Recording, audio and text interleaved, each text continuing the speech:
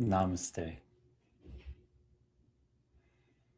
Fellow waves in the ocean of loving consciousness, we are one.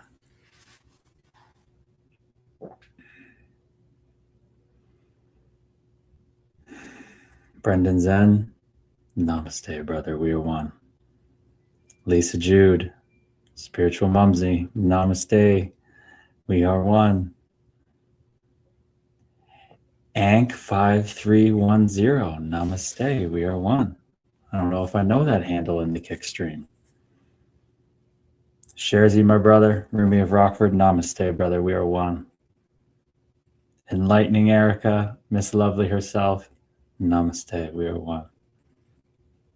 Dana, my man, Big D, namaste, we are one. And to you, Ashton, in the TikTok stream, how's it going? Namaste, we are one, Ashton. Hope you're doing well. Let me just say it's going, and it always has been. Biki, B-I-K-I, namaste, we are one, coming in with Habs or Sabres. Oh, we're going to get there. We're going to get there if you stick around. You come for the hockey, you stay for the love and light, and we get back to the hockey. Oh, anybody else? Oh, my goodness. Trevor Castone Gay, namaste, we are one, brother. The love and light equipment trainer himself. What a fellow soul. Roger Palmer Lowe, namaste. Welcome in.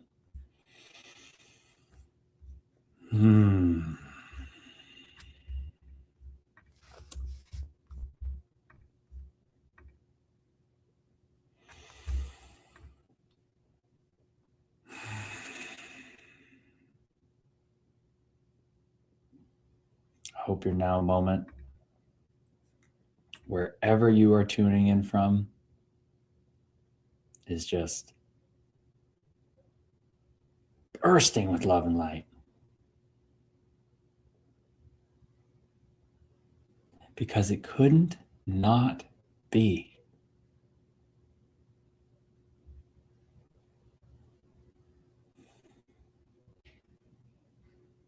Could not be. That'd be like trying to say,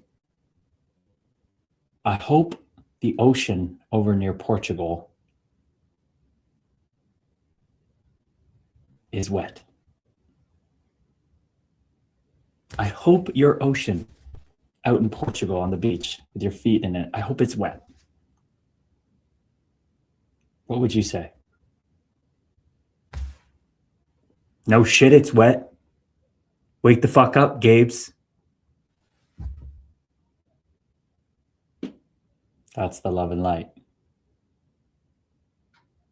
Dancing around you, as you, with you, for you,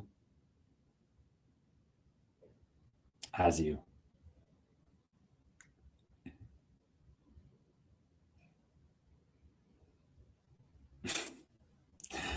Namaste. We are one. Lynn's Murdoch, spiritual sister. Oh, Jesse, my brother. Jesse. Namaste out there in Newfoundland. We are one, brother.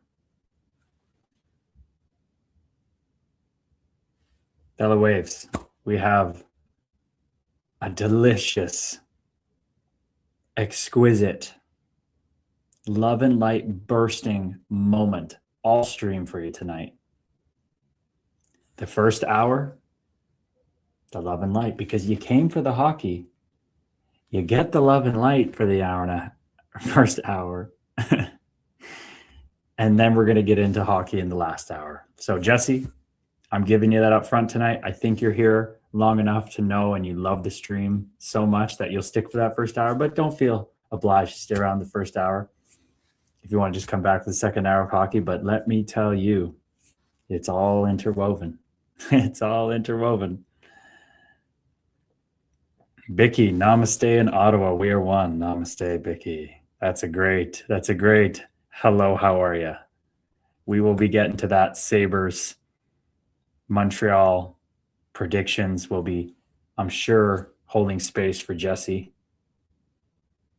And I guess holding space for Curtis James Robert Gabriel, the Meat Monkey spacesuit that with his mind picked the Dallas Stars to win the Stanley Cup. Jesse at least knew he was being delusional picking his Boston Bruins to win. Now, to get out of the first round, Jesse, I think we could have, that wasn't so delusional, but hey, we're going to get to it all.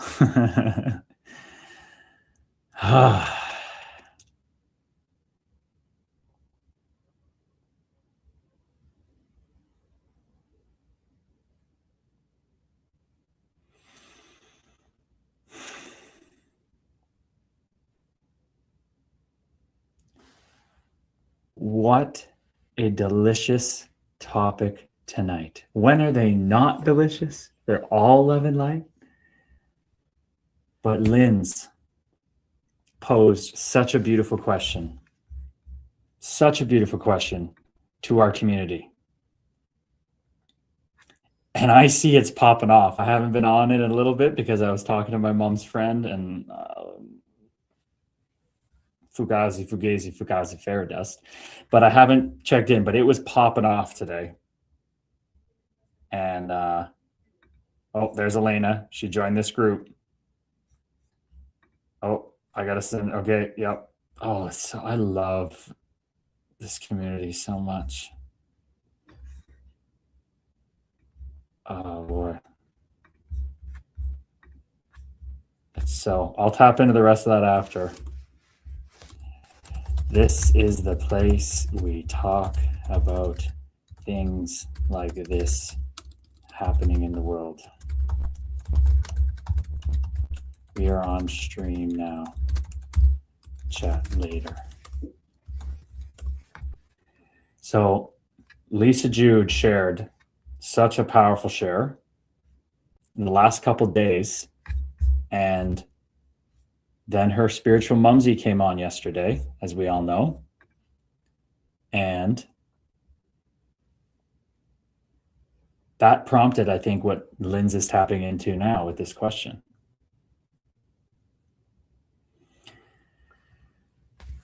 Time out. We have a Sharzy Rumi of Rockford share that needs to be attended to. Sharzy says he bought a penis enlargement kit off of eBay to send bird pictures, and this fucker sent a magnifying glass.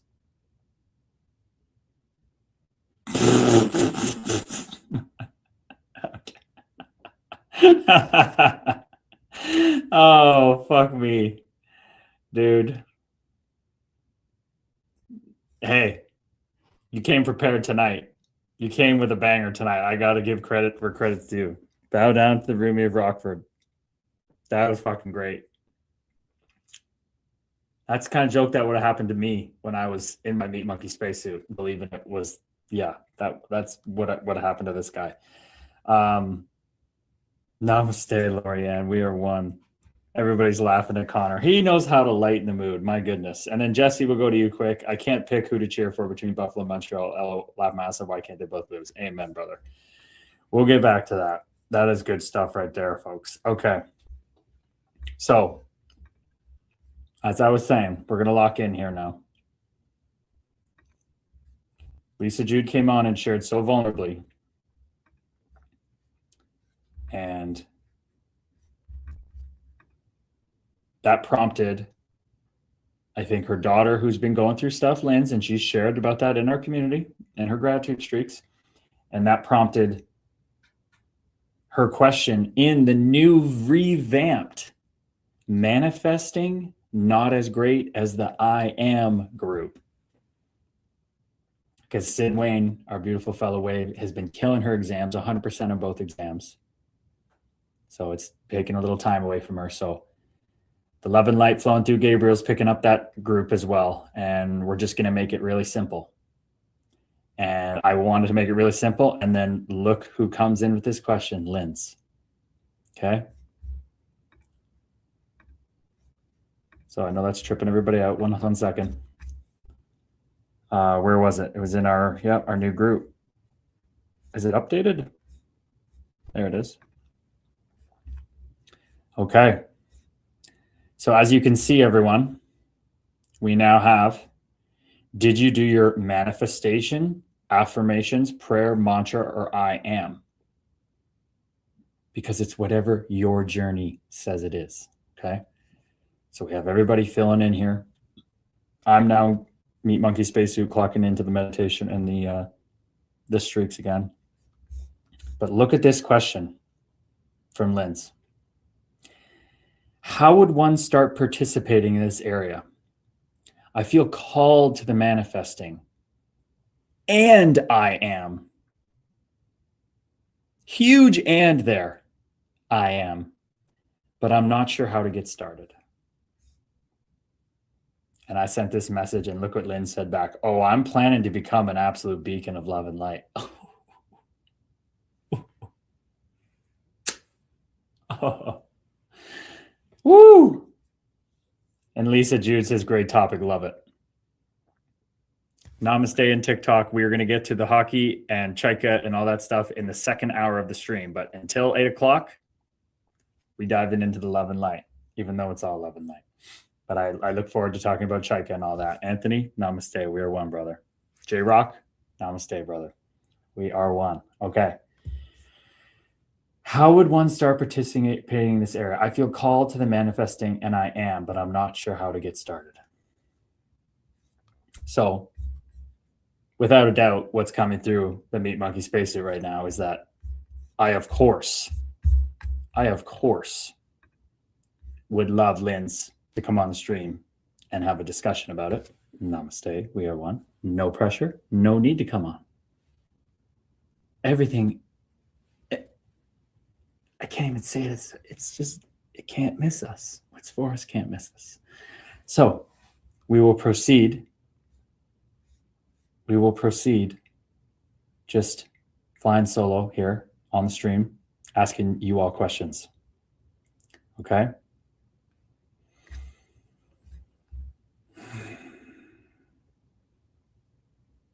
So I know exactly why, Linz, in my own way, why you are called to manifesting and the I am.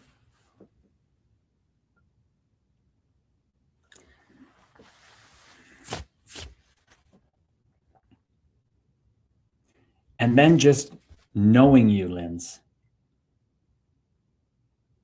and this journey that we're intertwined in together, even before we start streaming, but obviously since streaming in October, you are this absolutely blossoming young woman, young meat monkey spacesuit navigating this world, and you have dreams and hopes. You see a Bavarian castle in the future. You see yourself living there, immersed in the culture, in that dreary, gloomy, gray, dark weather that's cold and just cozy to Linz. That's what she likes.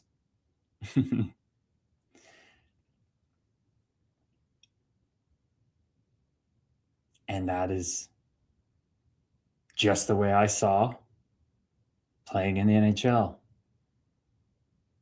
Wanting to do all that. Wanting to trade my life, literally. I would have chosen to only live for 35 years and be the greatest hockey player of all time, go down as just like the Eric Lindros combined with the Wayne Gretzky, combined with Bobby Orr, combined with Connor McDavid, everybody, the best hockey player of all time, undisputed GOAT of any sport, but in hockey. And then you take my life at 35, I would have said, take it. I'll be remembered forever.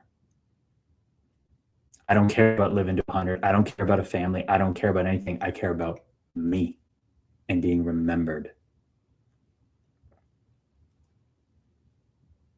Because not only would that make my dad tormented in wherever realm he was after killing himself, but then I would be safe.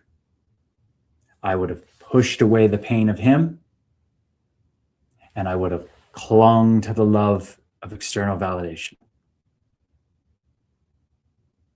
Now, I want to make something very clear, Linz, because I'm just sharing my experience and you're on your journey. It's separate. It's different. There is nothing wrong with what I did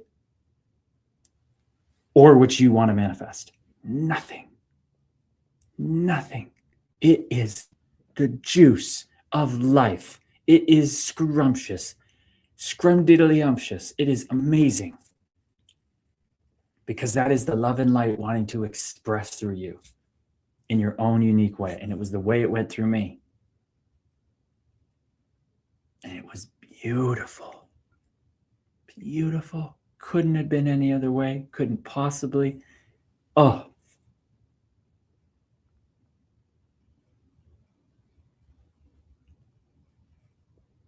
So we're touching on manifestation first, because that's what you said first. That's what I did first. That's what we all do very rarely in this life. fellow waves, does a meat monkey spacesuit be born into this body and early on figure out that through this? Ta-da, ta-da, ta-da. That's where we're going. But we start the way this room's set up, in the playground of just wanting to do something and express and live. And that is amazing.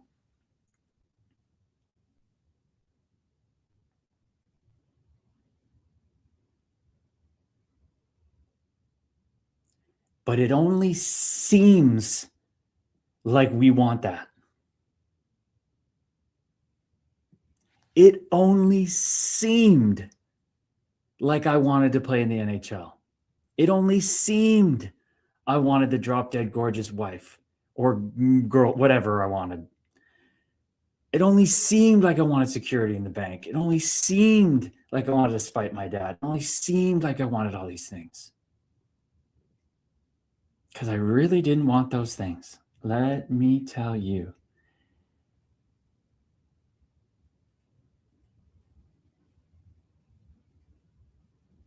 I didn't want those things. So from here on, I'm only going to share my experience because I can't tell anybody theirs.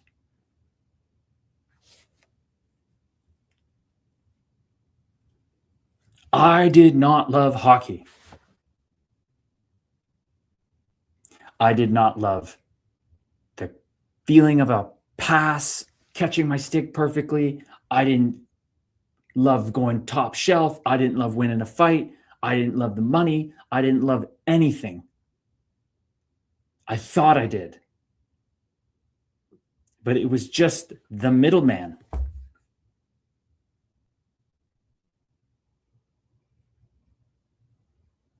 It was what I was taught I should like. It's what my experiences said that if I did, nothing would ever be able to touch me, hurt me, harm me, scare me, kill me. I would be eternal happiness. That's what I was taught would get me that. And the whole time, I thought I was just trying to be the best hockey player, trying to piss off dad, trying to get this, trying to get that. It's not what I wanted. If somebody would have asked me, why do you play hockey? I said, because it's the fucking coolest sport in the world. Okay. Why is it the coolest sport in the world? Because it combines the skill, the skating, the speed, the toughness. It's like 5 sports in one. Then you can fight. The girls like it the most. The guys respect it the most. It's this like culty thing. It's just the fucking best, man. Okay, well, why? What do you feel like when you play it, Curtis? Oh, the camaraderie, the emotions, the ups and downs. Okay. Take me to your favorite game, your best game you ever played. Oh my God. I'll never forget that day. I'll never forget that feeling. What feeling? That I was in the zone. That I was, it's like I wasn't even there. I can't really describe it. It's just like I melted into the moment. When I scored that goal, that second goal with the New Jersey Devils, and every cell in my being exploded with ecstasy, it's like I was there, but I wasn't. I was fully conscious, but I was unconscious. Okay, Curtis, so were you really playing hockey because you like hockey?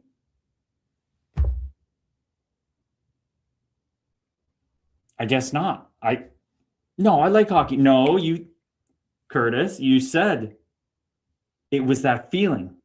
You weren't even there. This zone feeling. Yeah, that's what it was. So were you playing hockey because you liked hockey? Were you playing hockey because you loved hockey? It makes no sense. Of course, no, I was playing for the feeling it gave me. I wanted that feeling. What happens if you didn't get it? You had a bad game. Oh, I was fucking pissed. I would barely sleep. I'd stress out. I'd go eat a bunch of food. I'd go chase women. I would lose my mind. Well, why? Because I wanted that. You wanted that feeling. You didn't give a shit how it came. Okay, so you're telling me that the circumstances of my life, the circumstances of a hockey game, was allowing me to feel that feeling. Yeah. Well, why is it like that? Because you decided that way. Who did? You did, Curtis. You chose. I chose that? Yes, you chose that. Well, I didn't choose that. That's just it's what you like. Yeah, well, you chose that. But I didn't, I know. I just felt good. It felt like the right thing to do with dad leaving, and I was going to do it without him. And I know it taught you. It taught you to do this. Life told you to do this. It just came through you. Yeah. Okay. Well, that was your path to understanding that you weren't wanting those things, Curtis. You didn't want to be a Hall of Fame hockey player. You didn't want to win the Stanley Cup. You didn't want any of that. You wanted that feeling where you weren't there, where you melted into the moment, where you were in the zone, where you felt like everything was effortless. It's like you were on autopilot. It's like somebody else was living through your body. Yeah. Yeah.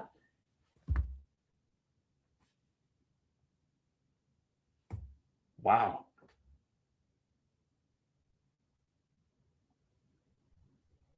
Why the fuck didn't anybody tell me this? What the fuck?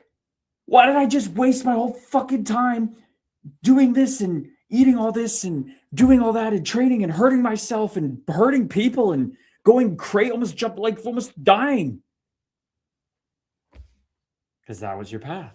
But shouldn't the people who raised me told me this? They're supposed to be born ahead of me, figure this shit out, then bring me into the world? Yeah, no, they weren't. They didn't figure it out. Not even close. What the fuck? They tried their best.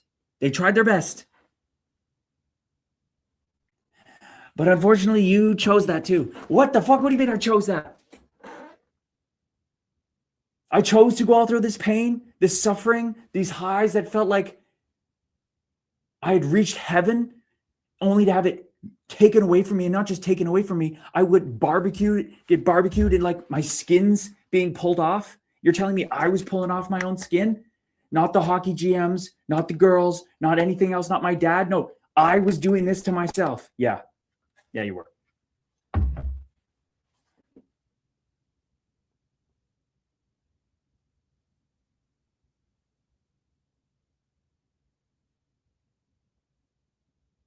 What the fuck? I know.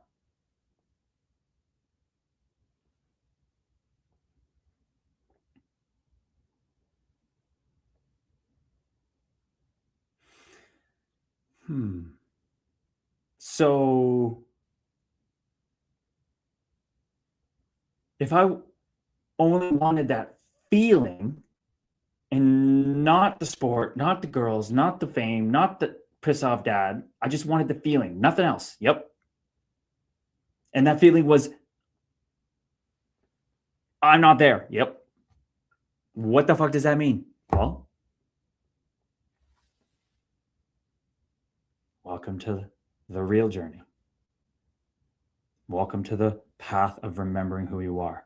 And just so you know, there actually isn't a path. You're imagining that too, but welcome to the path. Now, huge pivotal moment.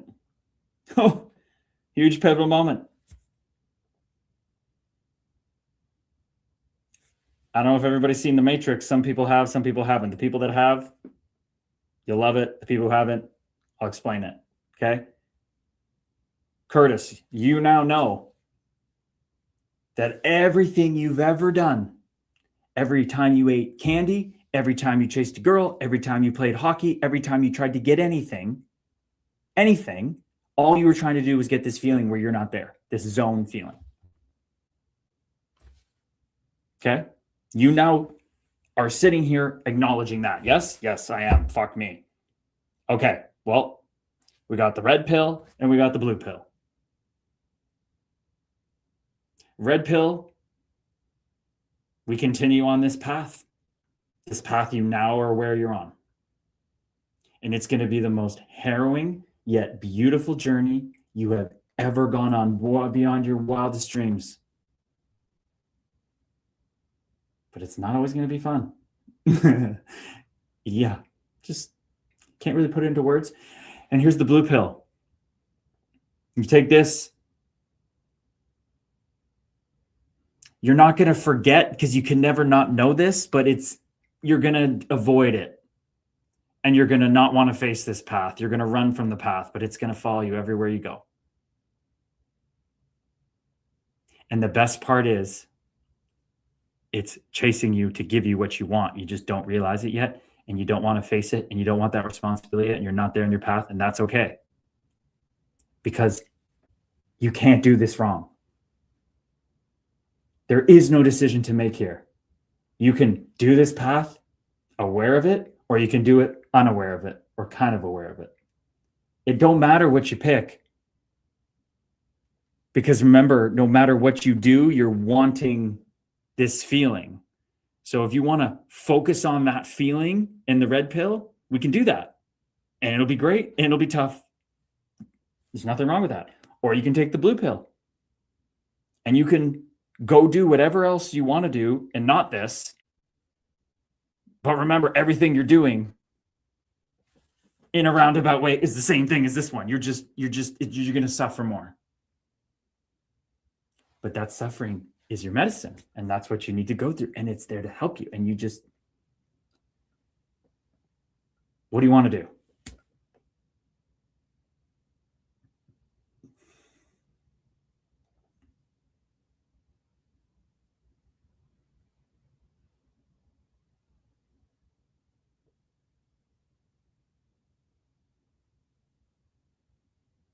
I did not know this intellectually.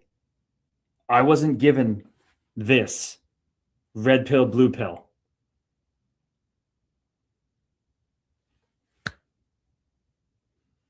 Until February 2023. Everything up until that point, I didn't know any better. I was like a kid spilling milk. Oh, Curtis spilled the milk again. Oh, one day he'll get it. Mm-hmm. I didn't know any better.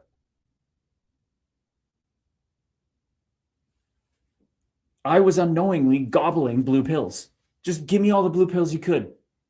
Give me them all. Overdose on blue pills. I didn't know.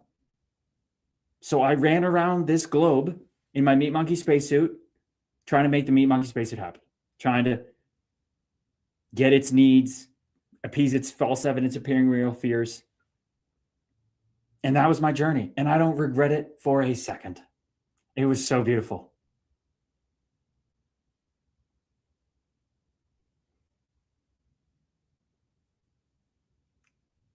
Before that point, I wasn't on a stream like this. I wasn't in a space, a place, a time where I was exposed to this. Raw, real, to the bone truth.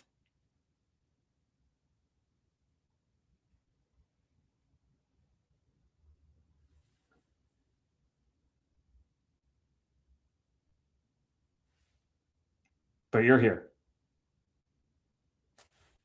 I don't know why. I don't need to know why. But you are here. And I don't know everybody's journey here. I don't know it in and out. You maybe have already realized this and you're just totally quietly living it in peace, living out your meat monkey spacesuits life. But if not, like 99.9999999% of us aren't, you're here.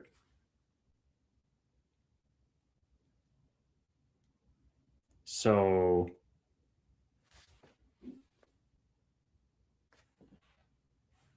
I don't know. So just from my seat of this meat monkey spacesuit's view from the divine,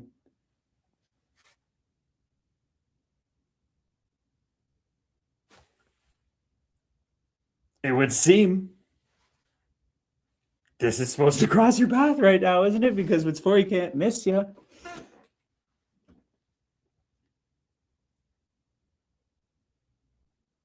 So let's jump back into my mindset, okay? Living from my firsthand experience. I'm 16.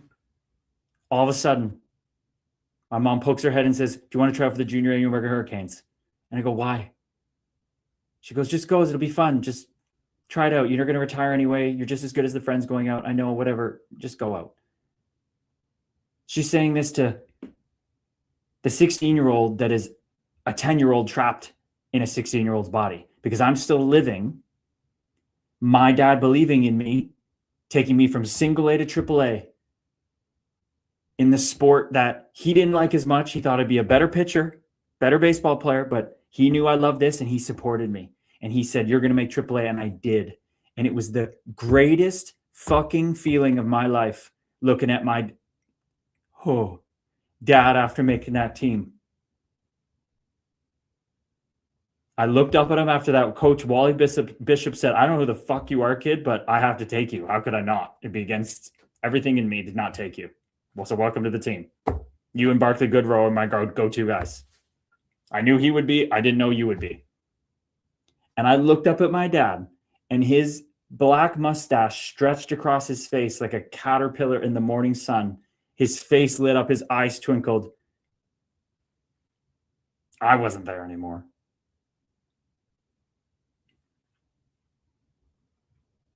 And then 2 weeks later, he jumped in front of a train. So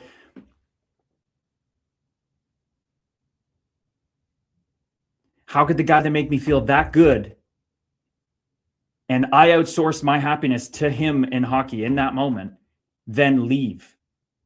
Right? So I'd outsourced that. So now I'm angry. Years of anger building for 6 years. And then my mom goes to go try for hockey. I don't play hockey. I suck at hockey. That died with fucking dickhead. And I step out on that ice and I don't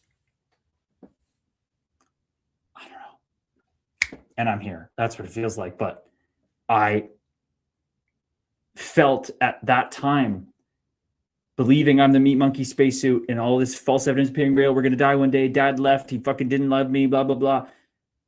I'm like, oh, I'm doing this shit now. Oh, yeah. I'm going to fucking do this. Guess what, motherfucker, Dad? I'm going to do this without you, motherfucker. I'm already playing in the NHL in my head. And they just told me to go play AAA for next year, major midget. If I already believe this, what do you think's going to happen? I'm going there. Oh, you have to fight? Sign me up. I don't care. And I manifested. I didn't think about anything else. Look it on the internet with Mom. How do you make the NHL? Get a skills coach. Work on your game on the ice. Lift weights. Get bigger, faster, stronger. Eat, sleep, and dream hockey. Check, check, check. Done. But I missed the fourth thing. The most important thing. I wasn't ready to hear, hey, guess what? You're on the spiritual journey, and actually what you're chasing in hockey isn't really what you want. I wasn't ready for that. I was 16, whatever.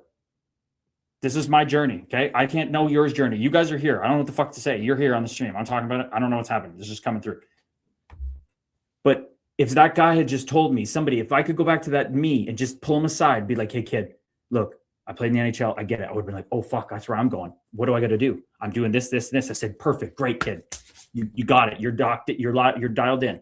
But just sit on the edge of your bed in the morning and meditate. Why? Just, kid, don't ask questions. When you get to the NHL, you'll be able to appreciate it if you do this. Okay, done. I wouldn't need to know more than that. And I would have done it religiously from that point on. That's me going back and wanting to, like the ego wanting to audit and change and all these things.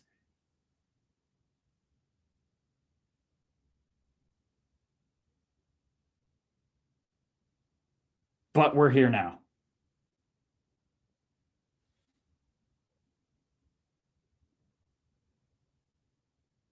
So with this intellectual understanding that we can chase what we want, what's feeling like coming through us, and we can chase it from lack. We can chase it from fear, from false evidence appearing real. Like, if I don't make the NHL, I have to, or I won't even, I'll die. I can't. That's the only way I'll be happy. The only way I'll be happy is if I piss off dad who left me and I make it and I live a life that he should have stuck around to watch me. It's that every room I walk in, people whisper behind me, do you know who that is? Do you know who that is? Like, do you know what he did? Do you know what his dad did? And look what he still made himself into. That's a fucking man. And I would have been like, fucking right I am. If I didn't get that, I was going to cease to exist. I was manifesting from fear. I was manifesting from false evidence appearing real.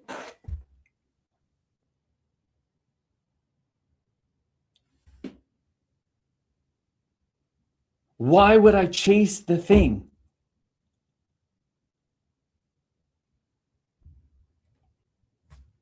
that is just the middleman to what I actually want?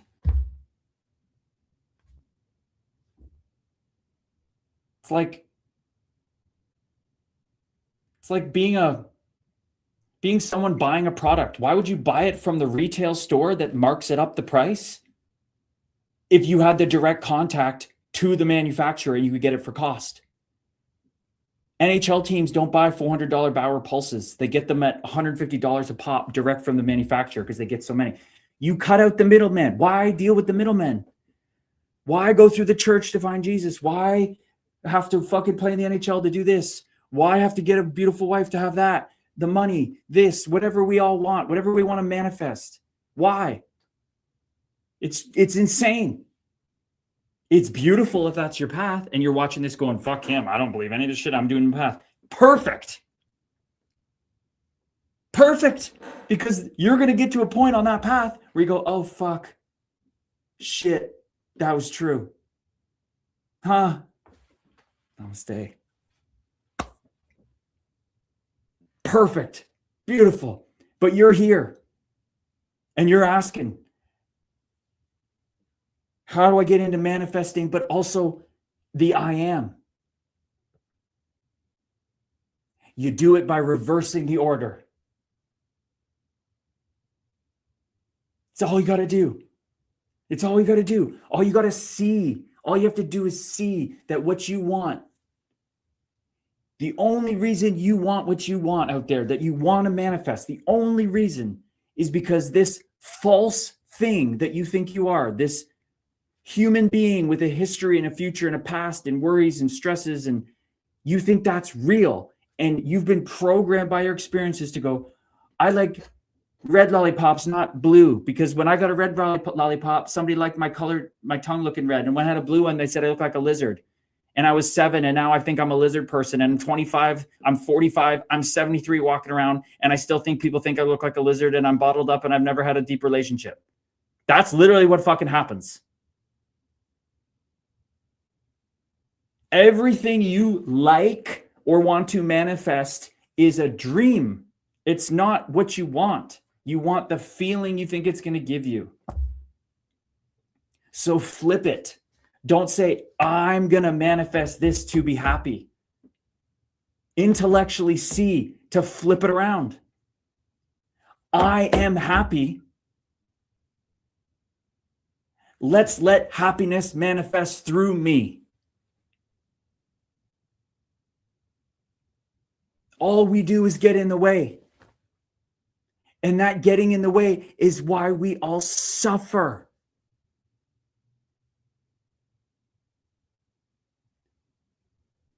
There is nothing to get. There is nowhere to go. There's nothing to do.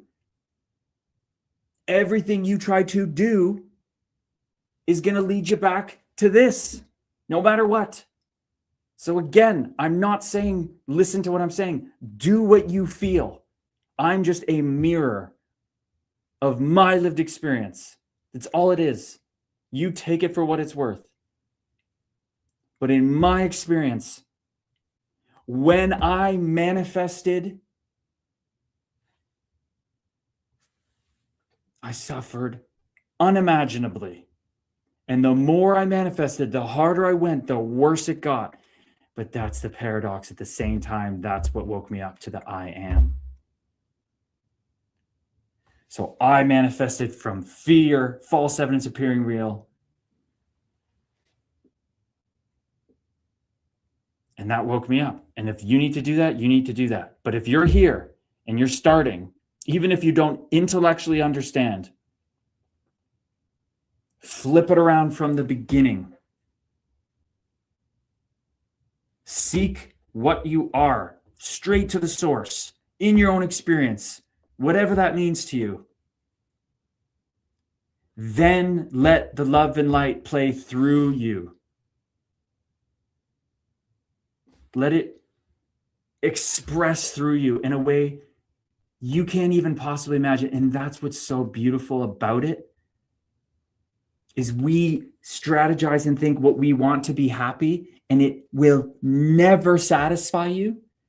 But if you flip it and go into yourself now, what will come from you is beyond your wildest dreams.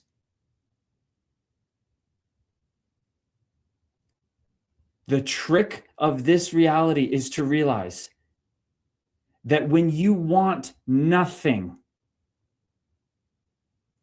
everything wants you. When you want everything, nothing wants you. And you end up feeling alone and scared and losing your fucking mind. And again, I had to go through that. And I am not taking it away that you may have to go through that. You might be going through that right now.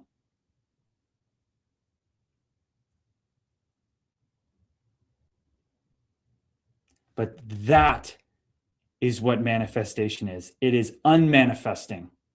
It's saying, I couldn't possibly know what this world could bring me.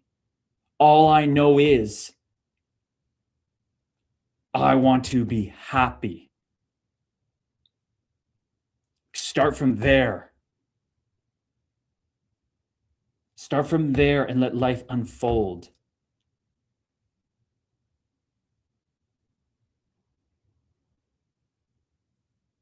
And then watch what happens.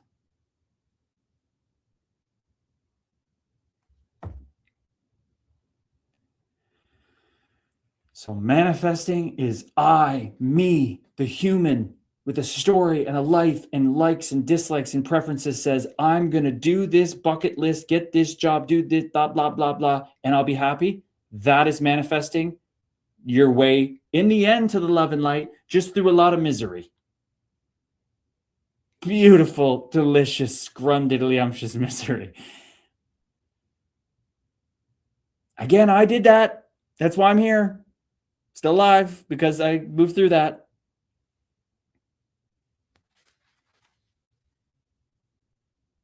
Dave Weasel's laughed his ass off. Offerings and opportunities will arise as you just be yourself and find no expectations, no assumptions, just doing it. That's it.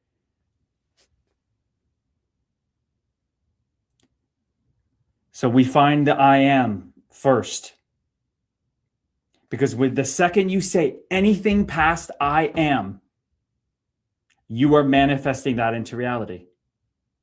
If I say I am Curtis, I'm going to manifest I am this meat monkey spacesuit named Curtis James Robert Gabriel, the former hockey player, does these streams, I'm helping people, I'm so great, look at me, I'm like, I have long hair now, look what kind of Jesus-y, like, look at me, I'm so... Prison, misery, fucking hell, barbecued in hell. That's what that is. Hell is that. That's literally what hell is. Not a place you go. Hell is living as separate. As me, I am Curtis getting something. That's hell. Nobody wants to be in hell. Pretty sure we can unanimously agree. Maybe fucking crazy Ruby of Rockford's going to say some shit about that, but the second you say, I am this, that you're manifesting and you're deciding, you're playing God as the meat monkey spacesuit. We go back to the I am first. Why do you think the stripping away meditation, the first thing I sent out offering like that with my email list, strips you of everything? Ultimately, the I am even has to go. And what emerges from that nothingness is you, the real you, the actual creator of this universe, not the meat monkey believing it is. Don't be the monkey in the jungle thinking, oh, I got a fruit today. I'm happy. I'm going to go pound my chest and look at me. I'm the creator of everything. Haha. No.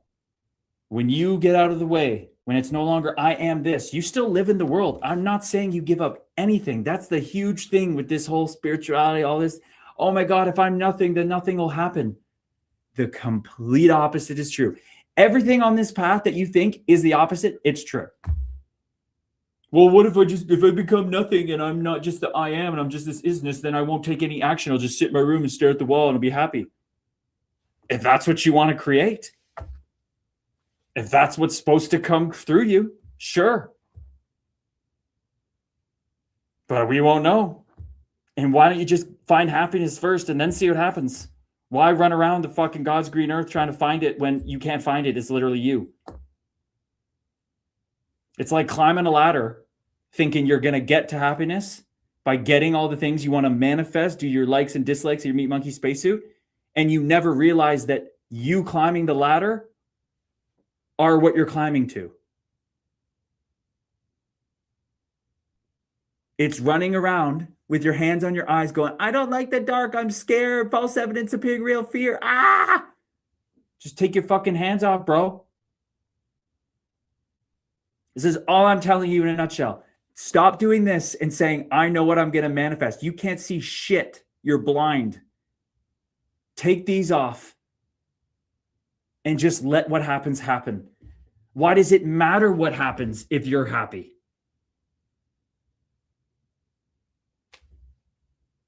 What would you rather have? If you would have asked me at 10 years old, if you truly sat me down and said, do you want to be in the NHL or do you want to be happy no matter what? Not just like a quick question where I'm a kid and you really explain it. Any person that is ready to hear it will know. If you're not, you will say, fuck that, I want to play hockey. Maybe I would have. Who knows? But any person that can be, I don't know, you're on the stream for a fucking reason and hear that.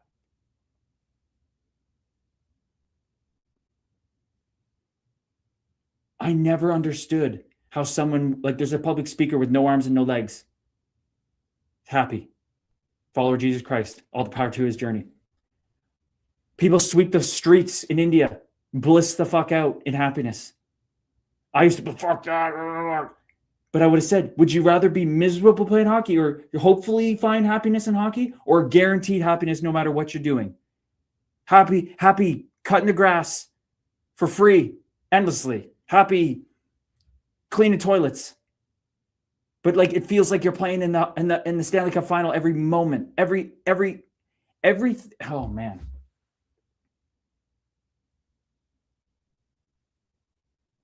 Take the feeling you think you're going to get from any of you, listen, any of you, take the feeling that you think you're going to get from anything that you're like the number one thing in your bucket list, the number one thing you want to manifest, all that. Think about just sit here. Everybody picture how happy you would be getting what you want. Picture it. Okay. I can put myself back there. My God, if I play in the fucking NHL, if I wake up every day and I get to walk to the rink, drive to the rink, knowing I don't have to worry about my next shift. I'm going to get to play in the National Hockey League like I played single A hockey as the captain, double shifting with all my buddies. Nobody gets more ice time than anybody else. Everybody's just double shifting. There's not many guys on the team. You just get to play. I get to do that at the NHL and all the things that come with that, the proving my dad wrong, the prestige, the money, the fulfillment, the love, the game. I'm thinking about that. Imagine that every moment, no matter what, forever, times a billion better, times infinity better. No matter whether you're picking gum off the sidewalk for $0, or you're the most famous person in the world. Either one. Whatever you want, experiencing that level of happy infinitely, all the time, ever new. You never get sick of it.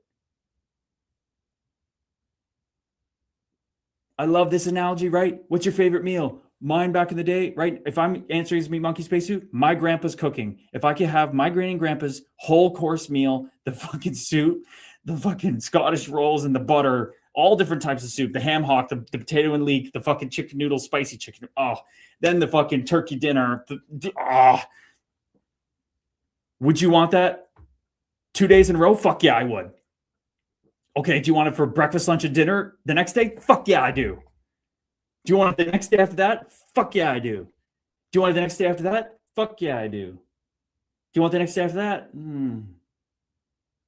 I think I do. Do you want it the next day after that? I don't think so. That got old pretty quick. I'm talking about every moment is ever new, peace, bliss, and joy. That's your nature. That's your birthright. Seek that first and remember you are it. Then just let the fucking manifesting happen. If that means, for me, going back, if I could sit here and download this information at 16 and my mom goes, go play that game. And I go, or the junior A, and I start going this trajectory and it's all going great. And then they go, yeah, kid, you're not going to make it skating and shooting and scoring and all that fun shit you do. You're not even going to make it just getting in an organic fight here and there. Like, you're going to have to fucking try to hurt people. In the process, you're going to hurt yourself and everyone around you. And then you're going to fight them. Not part of the game, just like a separate thing. I would have been like,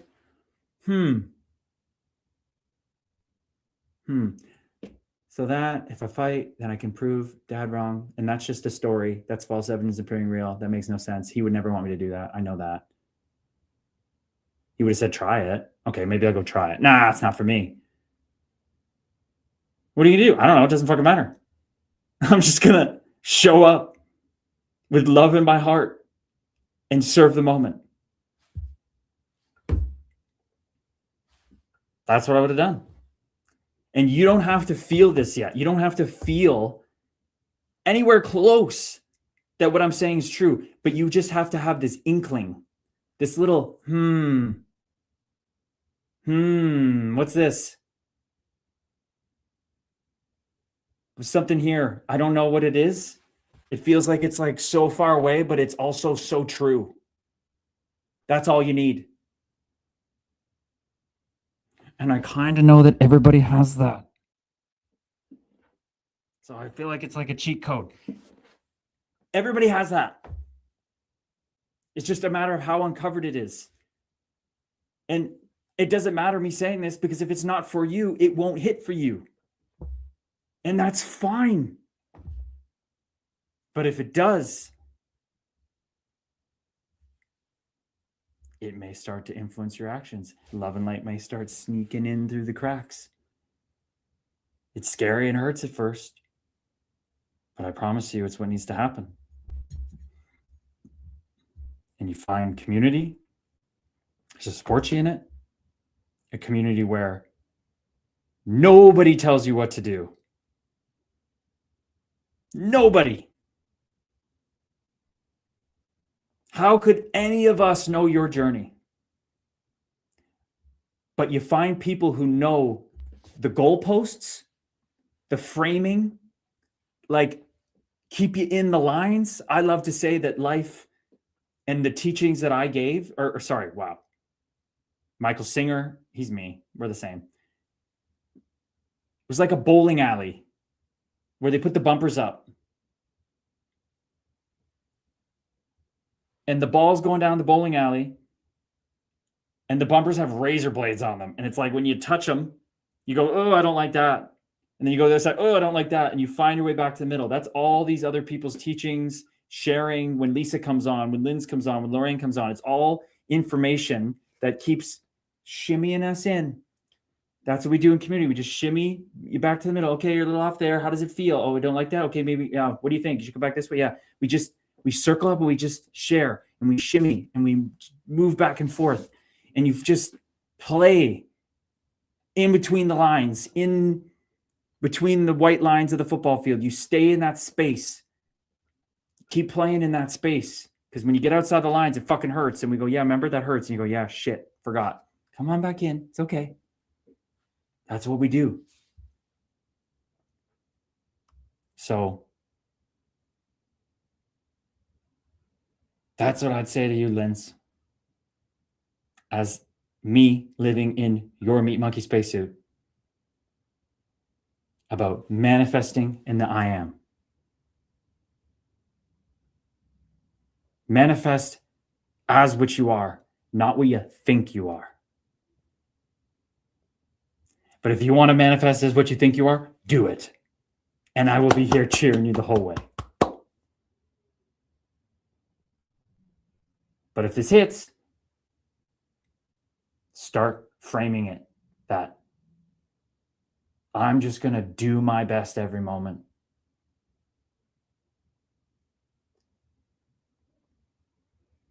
And I'm going to just love everything that happens. That is a big difference. And it doesn't have to make sense.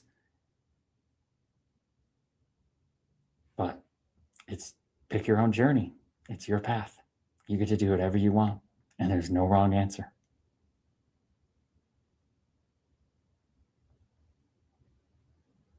Erica pictured curling there. I love everybody has their own way of it coming through. Careful what you wish for. You might get it, says Lisa Jude. I could picture the perfect reality, but still find things wrong with it. And that's okay, Lisa Jude. That's part of your journey. That's where you're at. Nothing wrong with that. We have a part in our course that we talk about. You got to write, and you know that this thing is still going to find things wrong with it, and it's going to edit it as you go. That's part of it. That's a part of it. Linz, I don't want to manifest material things. I just want to feel content with my life as it is.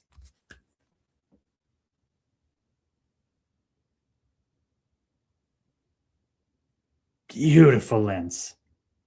Oh my goodness gracious. The fact that you're saying that at 19, closer to 19 than 20. You're not even 2 decades old in your Meat Monkey spacesuit, and you're saying, I don't want to manifest material things. I just want to feel content with my life as it is. Power. So much power.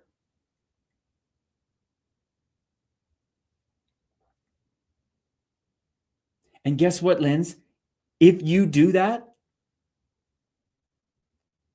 you may end up in a Bavarian castle as a princess, living in your doom and gloom shit you like, in the cold weather and the gray days and the beer mugs and the lederhosen, whatever the shit that gets you going. You may end up there.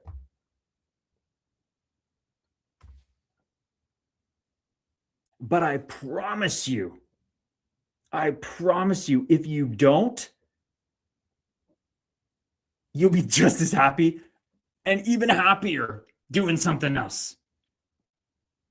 Being content as it is. If you just take that mindset, it's funny how when we truly release the need or want for something, that it arrives. You just have to give up the choice of how it does. Enlightening Erica. I think when we say we want happiness in a way that is a lie, I think we want no suffering. As suffering is optional, we can make that reality. We won't always be happy, but we cannot suffer. Ooh, Erica. Damn, girl. Okay, our last point before we get into the hockey. Let me say this as succinctly as I can.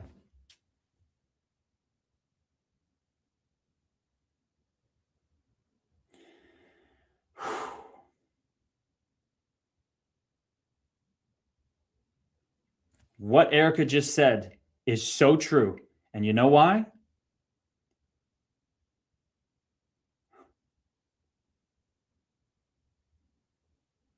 Because we are happiness. Think about that. I think when we say we want happiness, that in a way, that is a lie. We want no suffering, and a suffering is optional. We can make that. We don't want happiness. We want to not suffer, because guess what?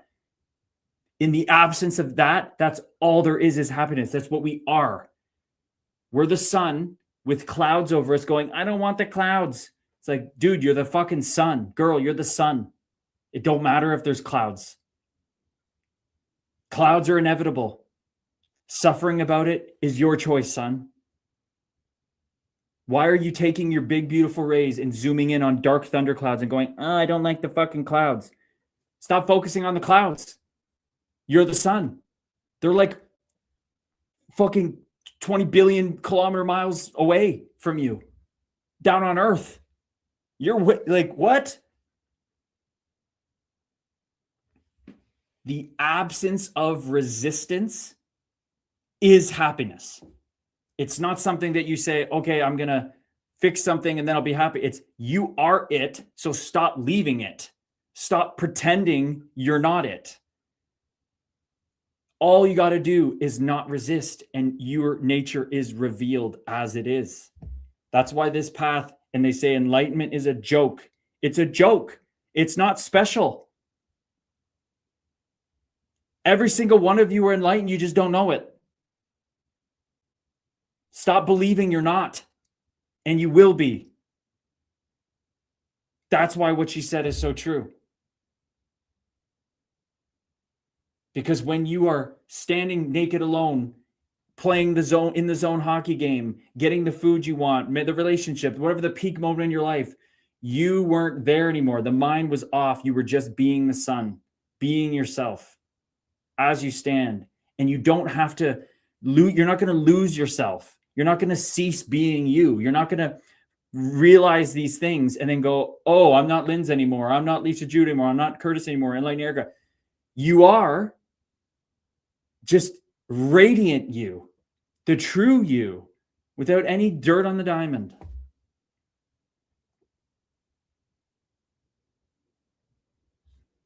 Okay, here we go. Before we go into hockey, like I want the piece of being okay with everything, like appreciating my body as it is now instead of hating it and picking on it, accepting the issues if my dad is there instead of focusing solely on it. Of course, I want material things and money, but I do have a meat monkey spacesuit. But I just need the simplicity of being okay with life as it is, because one day I may long for what I did have. You are so ahead of it, Linz. It's exactly what you want. You want to stop feeling limited. Stop feeling like, oh, like I have to get this and I have to look a certain way, and this pressure to be and to strive and succeed. And it's just so much all the time. You just want that all shut off. Just stop not needing anything. Could you imagine not needing anything? You are on that path, Linz. You are making these realizations. And material things that you will need as the love and light playing through you will just be there. What you need will always be provided. It always has been.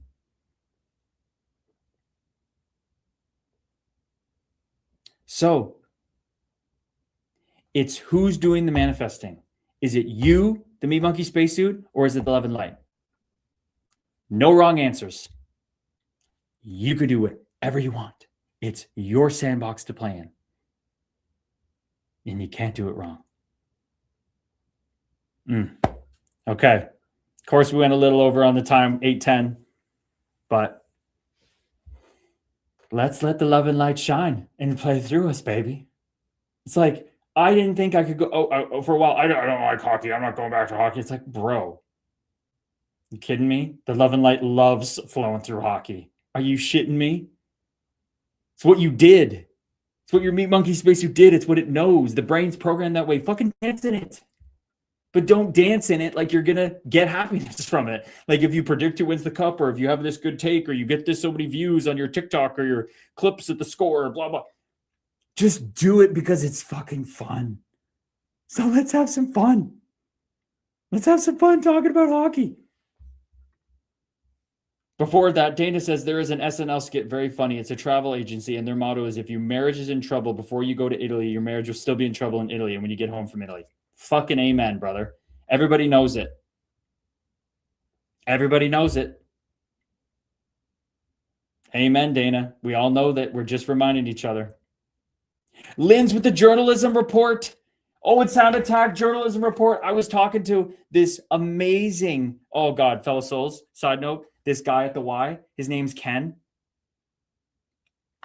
You want to talk about, and just a luminous being of love and light. Like most people at the Y, how's it going? Well, I'm here. Oh, the weather's better. It's not snowing. That's where they're supposed to be. It's fucking hilarious. I love it. I just go, well, that's great. I'm so happy you're having a great day. This guy, Ken's just like, Ken, he's older. He doesn't move very fast. Former firefighter.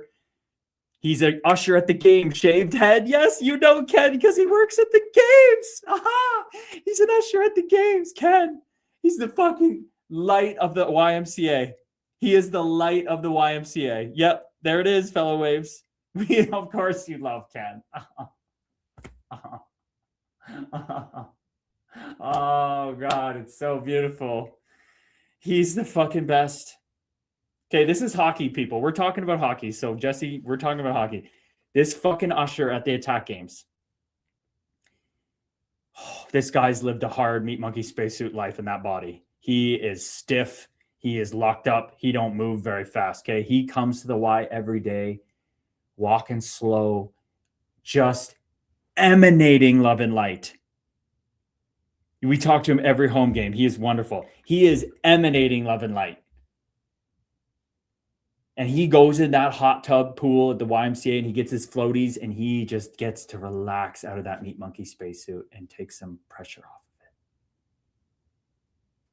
But then he's in there in the change room and we see each other and fellow waves, like somebody in there might have just said, hey, how you doing today, Bob? Well, I'm here, we'll get through it and, we'll try to make it a good day. And if I hear that, I just rest in the silence of just like, oh, that's so beautiful. It's so loving. They're just right where they're supposed to be. And then Ken slowly but luminously burst through the door of just, how you doing, young fella? And I said, I am fantastic, Ken. You know me. And I said, how are you? You having a good day? And he goes, I'm amazing. And you sure as hell know I'm going to try my best to make it a good day. And I go, and you're going to do a damn good job and you're going to make it. And he said, you know I am. It's the most beautiful thing. And yes, look at this, folks. Love that for him. He is so sad losing his wife. Right where I was going to next. He comes in one day, still shining love and light. But it's the love and light that is refracted into grief, refracted into loss. And I just see it in his face and he's just straight up bluntly, my wife's gone. And it was right before I was playing Tiptee. The whole day stopped, just hug him. And just, even though he's so much love and light, you can tell he's so kind that people tell him they will literally do anything for Ken. Anybody who meets Ken will do anything for him. And I think he gets so almost overwhelmed with how much love and light comes back his way, because I think when you're right, we're all been there. When you're going through grief, you know, you just want to shut everything out and be with it, right? But goddamn, has he been just a beautiful embodiment of what this is all about. Every day I'm asking about, you know, wife, and how's it going? He's just, this life, you know how it is? She was the best. She was the best, like just cherishing her. All the people reached out. He's like, you wouldn't believe the people. I'm saying, no, I believe. Believe me, I believe the people that came to. He said like a couple hundred people came to the funeral. I'm like, I don't doubt it. I don't fucking doubt it. Anything that comes out of your mouth, Ken, I fucking hang on every word and believe. I can't believe you knew Ken. What a crazy little city. Tell him this mother-daughter team he keeps track of our laps at attack games. Said love and light. Oh, I will. I hugged him too. He is an artist. He is a fucking artist of the love and light, isn't he? Holy cow. Okay. So that takes us into the hockey, people. What a love and light way to go into the hockey. Let's go back to Linz's report. The Owen Sound Attack sale announcement is to be announced on Wednesday. DeGray was absent from a league-wide GM meeting and someone else was repping the team. Wow. Look at that. Look at that. Gonna have to give Dale a call. Check in with Dale. Check in with Digger. You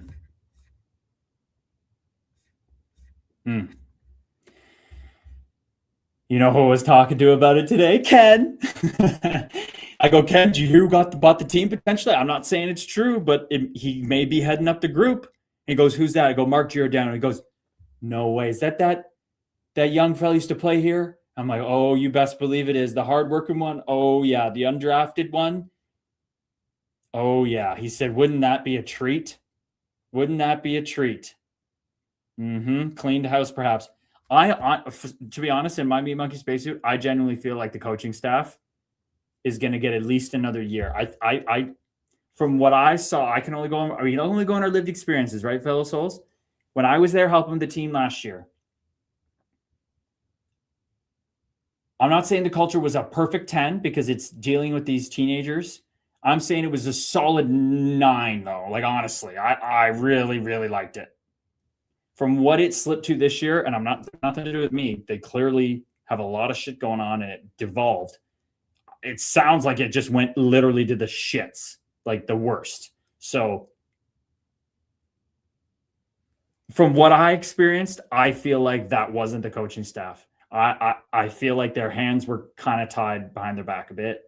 The way things are run, and they were. I really feel like I put it this way: if I was Giordano coming in, and I really truly learned and talked to you, I'd go find you, Lisa, Julian, Linz. I would talk to Ken. I'd talk to everybody I could and get the lay of the land. Right?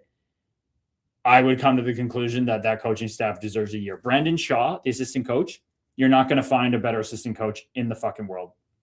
The passion oozes out of that fucker's bald head. Nobody's more passionate about watching video making his players better. Nobody. Scott Ray is fucking awesome. I really do. He's a man that's on his journey. He's aware of it. He's working on himself. And Regan is exactly the other assistant coach you want. The guy who was a high-level player, but then dealt with some crazy adversity, neurological disorder, couldn't play anymore. And the passion is just palpable. And he's the locker room guy. Like Shawzy's more serious assistant coach. Amazing passion. You know, he's there for it and loves it, but in a different way. Still funny and jokey. But Regan's like the guy on every team I played with that every day I come in. He was like Burnsy, where every day I come in, he's trying to get me going. He knows that if you just rev Gaber's engine, if you just give him a little poke, he'll fucking start up and provide energy for everybody. Like he vibes with that, you know? I ran Burnsy over first day of training camp in San Jose, and he fucking, from every day after that, Gaber, fire us up, let's go. That's Regan. You need that kind of guy. So I really think that that's going to happen. The guys stopped playing from this year. I'm open for interviews. Apparently the scouts hate B. Shaw. Wow, really? See, but this is where it gets spicy, though, right? This is where it gets spicy. Apparently the scouts hate Shaw. Well, guess who the scouts work for, Linz? Who do they report to? It's funny how when someone has so much passion, they're not liked. Why do you think I got all the shit from teammates? From Andrew Shaw, from guys? Because I went too hard. So you have to see that it's not always black and white. It's people who can be hated by people because of those people that are hating, not emanating love and light and resisting true passion in Brendan Shaw. So it gets all over the place. Rod Klinkhammer was fired today from the Rockford Ice Hogs. That's interesting. Okay. Imagine he pops up in the Owen Sound attack. Lisa, I'm very shocked, actually. Heard so many contrary things. Dana, ex-Cody's legend, the Hammer. Lynn's, God forbid one of the coaches joins the stream and I'm publicly shaming them. Hey, fucking Trevor Castonguay, he joins. Equipment manager. Brisick, Jeff, namaste. We are one, brother. Good evening, everyone. Hope you all had a great weekend. Namaste, brother. Hope you did too. Rob is a legend playing with all the great duos. Gabe Brisick, Gaber, are you on the Get Burnsy a Cup now that Dallas is out? Yeah. I can't. Now that Dallas is out, now that Tampa is out, I think it would be super cool if Minnesota wins because they play the heavy game. I'm not saying no to that. Tampa's out, Florida's out, Dallas is out. Mini would be cool. But Philly would also be the underdog team that just somehow wins. That would be so cool to watch. Montreal obviously would be cool to watch. But I got to go with Burnsy. To see him lift the cup after what he was for me and what he is, I know to people, every team he plays on, I think that's where I got to go. I think it has to be Burnsy. Sharzy, I made a comment last Monday about his power play not being able to make 2 passes, let alone making 12-year-olds do it. A week later, he's fired. I mean, Sharzy, are you taking a job if they ask you to be assistant coach? I think you're there, buds. Sabres, says Dana. Dana's the big Sabre rattler. Dana, I'm not going to lie. I'd be right there with you, but Sam Carrick got hurt. If Sam Carrick didn't break his arm in that fight, they're my right after Burnsy. But without Sam Carrick, not only do I not think they can do it with just Stanley and Shen, Carrick is that's just my meat monkey stay bias, and I don't even think it's right. I just think it's what I feel. Then Kane, says Dana. Okay, I got to be honest.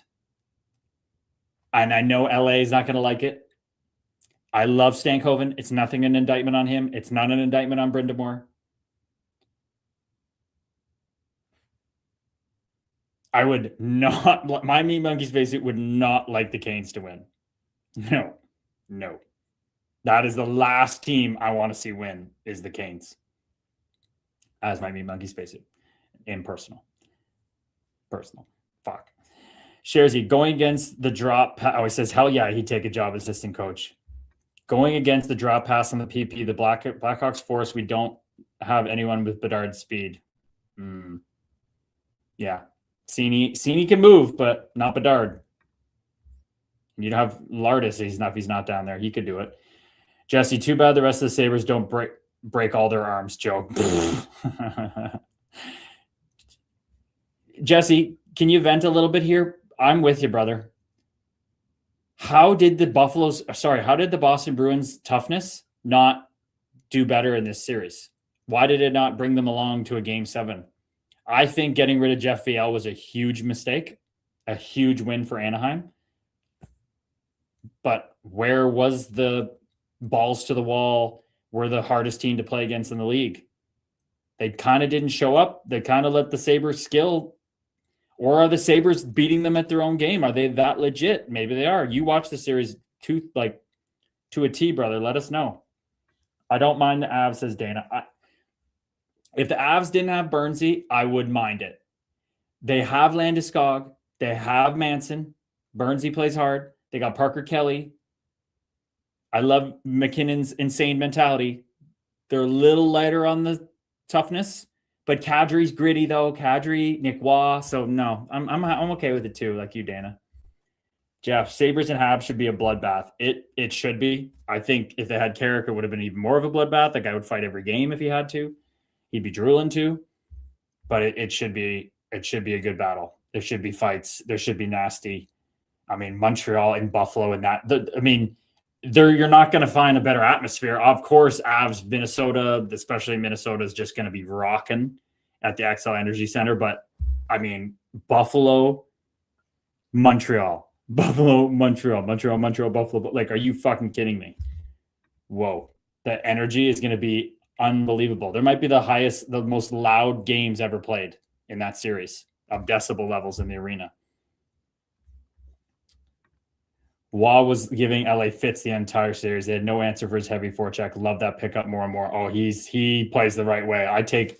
It's actually unbelievable the Leafs gave up Nick Waugh and Bobby McMahon. It's like it's like the literal two people that you should model the game of the team around, you traded away. We got to get into Leafs stuff. Okay, here's Paul. Paul, get in the damn kick, Paul. Get off fucking TikTok, brother. Namaste, Paul. Namaste. We are one. This is the play. This is the dance. This is the dance. This is the manifestation happening through the love and light now, baby. Paul says, I disagree, but we shall see. Chaika was banned for 10 years. Let's talk hockey. Namaste. Let's talk hockey says, doesn't mean they will be bad. I have faith in the Leafs. Nick Raw was not good in Toronto. Brother, you got to separate the player from was he good in Toronto? Who the fuck is good in Toronto? The place is a dumpster fire. You got to separate the two, brother. Nick Waugh wasn't bad in Toronto and now good with the Avs. That's not how it works. I'm also mad they gave up Lawton. I agree. I think Lots just needed time to get comfortable. McMahon also wants a huge contract. Well, fuck yeah, he should get a huge contract. Yeah, he should get a huge contract. He fucking earned it. The cap's going up. The Leafs have all the fucking money in the world. If they don't like it, put him in the minors. They'll pay him. They have enough money to. Bobby McMahon deserves a huge contract. You're going to give a huge contract to fucking Matthews again over McMahon? Fuck no. I give it to Bobby McMahon and trade Matthews for the assets. Waugh had energy and actually tried. He wasn't used properly. Amen. I mean, Berube isn't a great coach. He ruined Lawton. I disagree. Oh, people, you got to think macro. You can't think so micro. Yes, I know TikTok handle. Yes, you got to think macro, not micro. You can't zoom in your awareness to little things. You got to zoom out. Berube did not ruin Lawton. Lawton got traded to a team that doesn't know what the fuck they are. That's the problem. Lawton's a heart and soul guy. If he doesn't feel like Waugh's a heart, these are heart and soul people. If they're not getting to set the tone and the places all over the place, how are they going to do their thing? Let's talk hockey, says Paul. They didn't have much of a choice. He will be back. Yo, says Rob Danaher. Namaste. Welcome in, Rob Danaher. McMahon was only asking 3.5. There's no, okay, that can't be true. Burger alert. Paul, calling you out, brother. He's not asking for 3.5 before he left. He's on pace for 60 points. Fucking Tanner Jeannot got 3 or whatever, 3.5. Bobby McMahon's at least asking 7, 6, 7 at the minimum with the cap going up. Speed, size, scores the hard way. Great locker room guy. Fights when he absolutely has to. He's getting, as if he goes to free agency and picks where he wants to go, he's getting 8 sheets. He's getting easy 8 sheets. Toad, namaste, Toad hours. Feed that Toad. I got some dates right here if you want to feed them. I can start mucking these. Feed the Toad, Mr. Hungry Rolly. Namaste, welcome in, brother.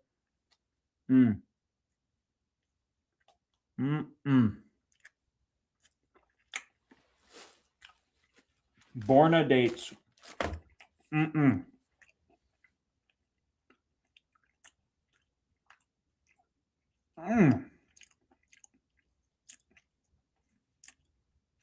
Pleasure, pain, it's all the same. Day and night, light and dark. Oh! Berube is an excellent coach, says let's talk hockey. The players weren't the type of players he needed to succeed. Amen. Berube didn't utilize him on the PK at all, and he used Matthews defensively over him.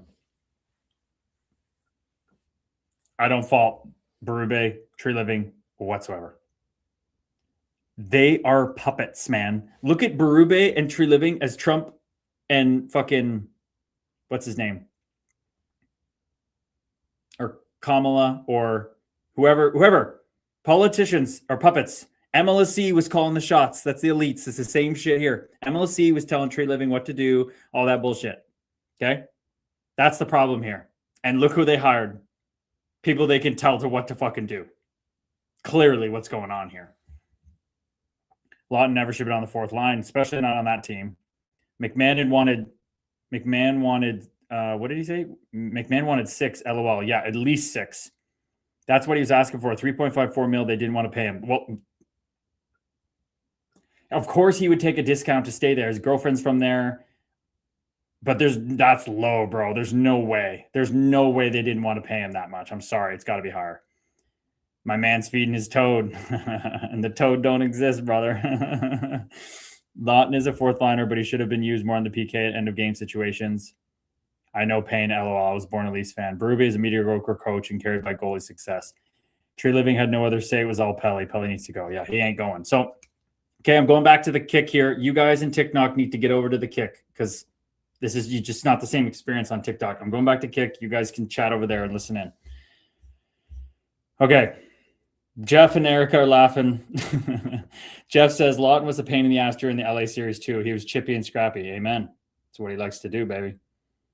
Erica, my neighbor's baby was a mushroom for Halloween and the dad was a mushroom too, and they were a micro and macro dose. Oh, that's fucking brilliant. Oh, I love that costume. I'm doing that with my future child. Thank you so much for that enlightening, Erica. That is fucking gold. Okay, here's our boy Jesse from Newfoundland, the giant Bruins fan. Here we go. Oh, Paul says I'm heading to a concert, so I'm peacing anyway. Namaste. Have a great night, brother. Enjoy that concert. Fucking A. Jesse, physically, the Kastelik, Corrali, Jeannot line wasn't crashing and banging like they did all season for whatever reason, other than in game 2, which we won. The whole team played like they didn't want to win, and Zadorov did his signature move, take a penalty far too many times, but he's excused for playing through a torn MCL. I thought playoff Cassier, Jeannot would have been far better physically. They all just didn't care aside from Swayman. Fuck me, dude. That must be so disappointing. I mean, I surmised as much just by seeing how it went down. But that is so disappointing. How could Casti be like that all year? Fucking animal. Jeannot kind of teetered off at the end. Corrali's just supposed to buzz around out there. Where the fuck was that line? First round of the playoffs in a series against Buffalo. Did they get scared of the moment? How did they get scared of the moment? Kastelik seems like he loves the moment. Jeannot's not scared of anybody on this earth in a hockey fight. No one. I don't care if anybody came out of retirement. He's not scared of Brett Gallant, Steve McIntyre. He'd fight fucking anybody. How the fuck is this possible, Jesse? Like Don Sweeney and Cam Neely must have gone crazy Seabass in the press box losing his fucking marbles. I tell you what right now, Jeff Vielle would have showed up. And look who's showing up for the Ducks. You got to look at people's history. Jeff Vielle took his fucking small town QMJHL team 9 hours away from his hometown in Montreal to the Memmer and won as the captain and playoff MVP as a guy with not that much skill. You don't get rid of guys like that. And look what happened. At the start of the game, Kastelik took a stupid-ass penalty trying to send a message, which was dumb. Wow, that's tough, Jesse. Jeff, I have on pretty good authority that my man is looking for 5.5 million. Namaste, brother. Appreciate you bringing that in. There is no way it's that low. There's no way. Like, if he's putting himself that low, I commend him, and he doesn't want to play for the pressure. He just wants to show up and know that no matter what he does, they're like he's only making 5.5 million. You could say that. The guy had 14 points in 18 games with the Kraken, 10 goals on a team that struggles to score. He finished with 29 goals in 78 games. Look what guys are getting making that. He is an analytical beast. Chaika's losing it. They don't have him. Everybody wants him. Sonny Meta in New Jersey, he's going to be trying to sign Bobby McMahon. Bobby McMahon's going to be able to pick whatever the fuck he wants. whatever the fuck he wants. He just got to be smart to not overprice himself. Wherever he goes, he doesn't feel all that pressure. That is one of the dumbest things I always see players do. You look at it one way, take the most that pushes everybody's salary up. I would never do that. Even back when I was thinking I was my Meat Monkey spacesuit and I'm going to contract extension, I'm going exactly what Matthew Olivier did. Matthew Olivier in free agency would have gotten whatever the fuck he wanted. And he took, you know what? I'm just let me play in Columbus. They love me here. I love it here. Give me 3 sheets. Give me 6 years. He did exactly what I would have done. Bobby McMahon can do the same thing, but at least get 6, at least 6.5, maybe even 7, with the cap going up, scoring 30 goals on a shit team, and then a shit team that can't score. He could easily get, in free agency, you can't get the full 8 years, or maybe can you get 8 or 7? I think you can get 8 with Seattle, 7 somewhere else. I think he could go easy 7 by 7 and never have to worry about pressure in his life. By the time that contract's up, guys are making fucking, in his role, like 12 with the way the cap's going. That's what I see. I think you guys are pricing him too low. Toronto won't win again, unless you're not pricing him too low. You just said he's asking for that. Yeah. Toronto won't win again until 2067. At this rate, that is true. Jeff, politicians are also puppets. That's why participation in the artificial divide is futile. Both sides lick the same boot. Amen, brother. And this is why the love and light permeates everything. It permeates sports. We get talking about it because it's all the same shit. That is the truth, brother. That is the truth. There's absolutely no point to fucking yell at someone who's a Republican, a MAGA Republican. There's no point of yelling at them. It only makes it worse. You're not going to convince them by yelling at them that they're wrong, that they're coming from not love and light, because they think they are. Everything we do, remember, MAGAs are just manifesting MAGA shit, ego shit, thinking they know what the way the world is supposed to be, and they think that they're good guys. They think they're manifesting. I'm going to play. I'm Curtis. I'm playing the NHL because I want to be the best hockey player in the best sport. Fuck no. It's because I was hurting, because I was in pain. I was trying to prove my dad I was right. I was trying to escape death. I was terrified. That's every MAGA person. There is no point at yelling at these people. You become part of the problem yelling at them. You know what the most... Okay. In the world of the Meat Monkey spacesuit, yes, rioting, Stonewall, LGBTQ, that makes a difference. But if you're talking the true highest of the high, it's sitting out and meditating. That is the highest protest. It is. Sorry. It is. Sharzy, 5.5, maybe a bridge deal. Not as a free agent, brother. He ain't getting no bridge deal as a free agent. He's older. He's not getting a bridge deal. That's for young guys. Jeff, 5.5 plus, so the Bears 5.5. Yeah, I think the Bear is 6.5. Both sides think they're right. Yeah, literally.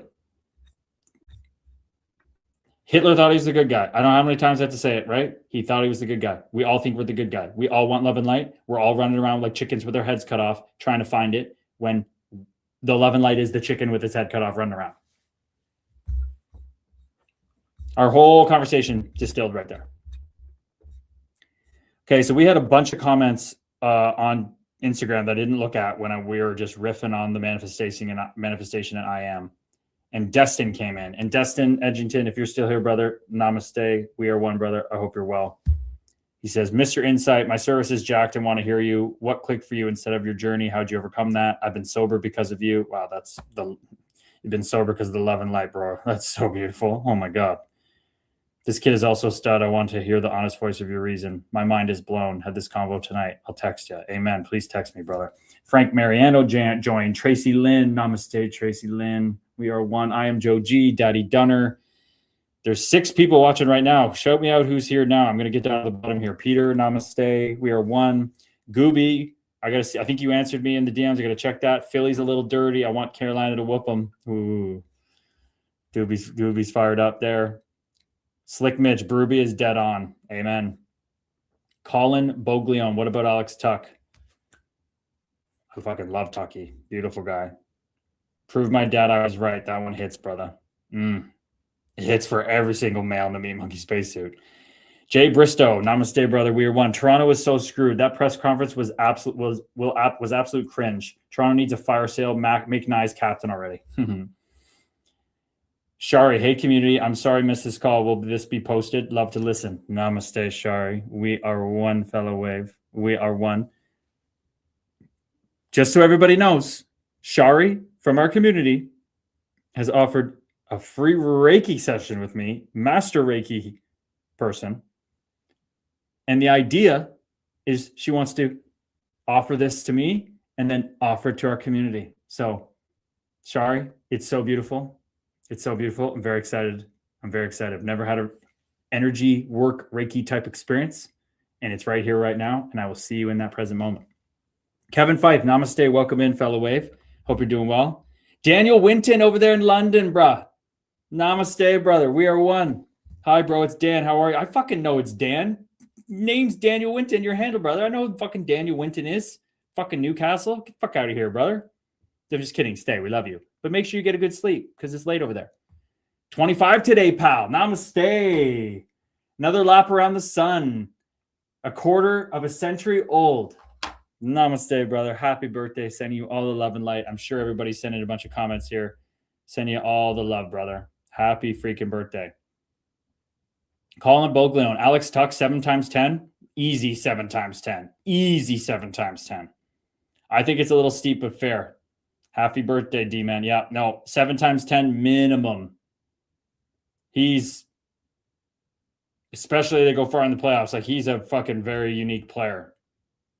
Great guy. Sometimes a little dopey, sleepy on the ice a bit, but he's going to get paid that minimum. Daniel, thank you guys. Love Gabriel. Thank you guys. Love you, Gabriel. Appreciate you so much. I appreciate you, brother. Appreciate you, my man. Everybody appreciates you. Jesse, wish there was any chance we'd get an Olivier fight in World Champions if he's really on USA. Maybe that Crignon guy will play for France. Oh, God. Matthew Olivier would be licking his chops to fight in a freaking American sweater. He'd be losing it. And that guy'd be shitting his pants. I don't think the French guy would show up for that one. Erica's loving it. I knew Erica was going to love that little tidbit about Shari. I knew you were going to catch that one. That wasn't going to go past Erica's radar. Nyes and Benoit might be the last 2 Leafs who play the way I like. Namaste, brother. I got to agree with you. Jeff. Nyes, Benoit, Joshua when he really wants to. Joshua can be on my team. He just can't be the main tough guy option. That's just not going to work.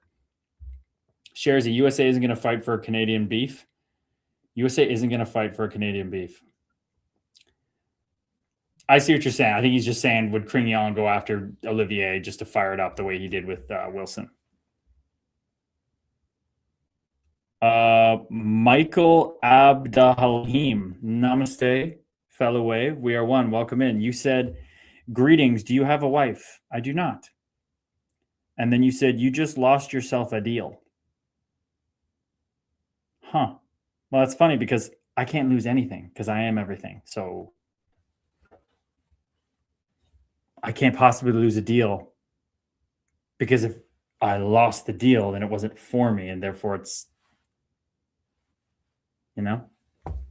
see how this works, fellow waves? See how nothing touches you? Nothing. Joshua. Yes, Joshua hasn't been the same since those injuries. Otherwise, he'd be on the list too. Yeah, he kind of hasn't been the same since that fucking cancer diagnosis, man. He had to go through that. That was part of his journey. Testicular cancer, right? He was a fucking animal before that with Vancouver, and he kind of just hasn't found it the same. And that shit can change you. You face death, cracks open more love and light in you. Maybe you don't want to play as violently anymore. Kind of makes sense. Jeff, you missed out on being scammed is what he meant. I missed out on being scammed? What? I don't get it. Greetings. Do you have a wife? You just lost yourself a deal. And you're saying you missed out on being scammed is what he meant. This is funny. This is why you guys can show like love and light's pouring through, but this Meat Monkey Spacesuit brain doesn't pick up on things sometimes. Like it just, I'm not the Meat Monkey Spacesuit's not the wittiest personality. So I don't sometimes get things that Sharzy says. Or this, like, I don't get this whole scam thing.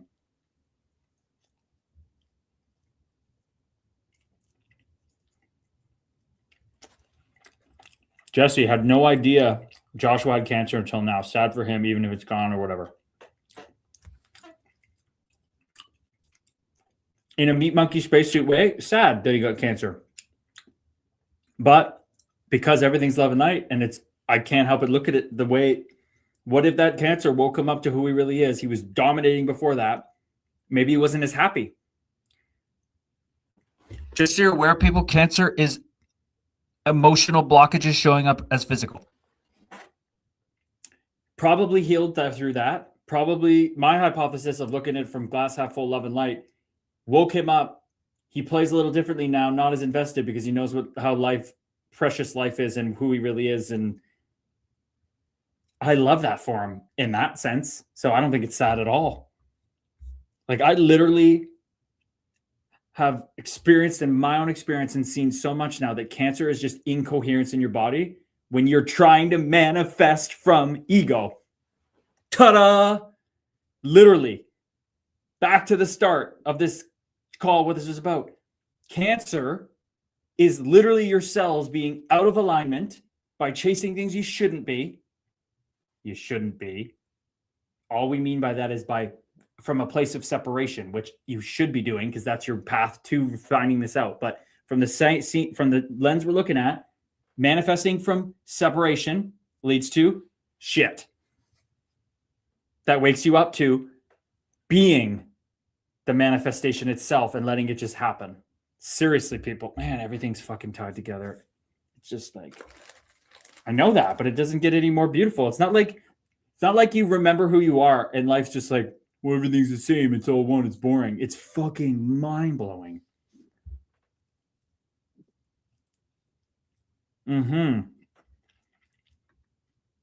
That's a good bet that Joshua has a whole different outlook on life now. A fucking man, brother.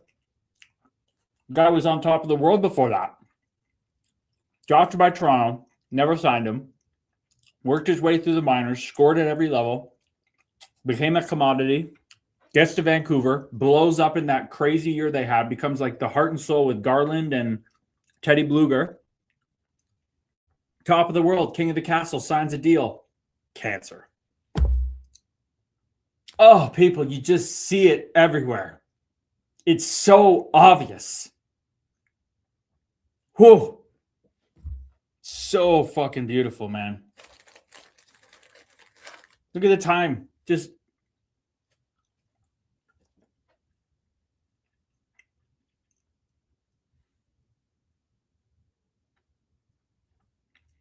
there is no time.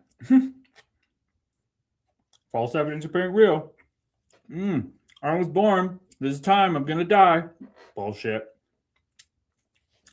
Feels like we started this stream 2 seconds ago. But it could have been in the future. I don't know. It's all now. Don't matter. All there is now. Fuck me.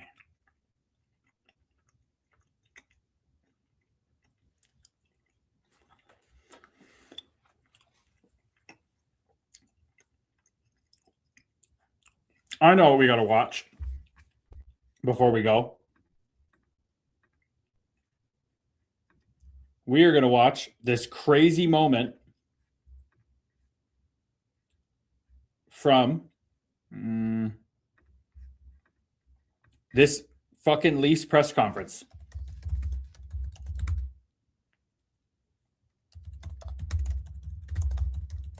This was wild. I gotta be honest. I used to hate Steve Simmons for how he does journalism.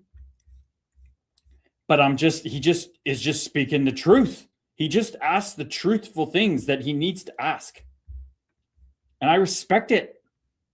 Now that I don't take anything personally. I couldn't possibly take anything personally. So if he asked me this, I would have been like straight up, like Keith Pelly does a great job of answering it. But like you're sitting there in this drama that is being human, watching this play out, and you're like, who do you side with here, people? Like, or what pulls at you here watching this? This is wild. Wild. Steve Simmons, Toronto. Okay, we need the whole picture we need the whole video so he's seeing everybody. This is nuts. Like, I was like, wow. Okay, are we ready for this? This is crazy. I'll turn up the volume here. Steve Simmons, Toronto Sun, for Keith. You talk about the due diligence that you did on John prior to hiring him and now hiring him. In the past, say 3 to 4 days, I have been in contact with about 20 people who work in the National Hockey League, many of whom are prominent names that we would all know. And of the 20 people I spoke to, one was supportive of John's hiring and the other 19 thought it was a sham, to be perfectly honest. Words were used like con artist, liar, salesman. How did you come to a different conclusion that I was able to come to in a very short time? Holy shit. I must have talked to different people. That's it? Because I'm telling you, the hockey world today is astounded by this announcement. Okay. And your response to that?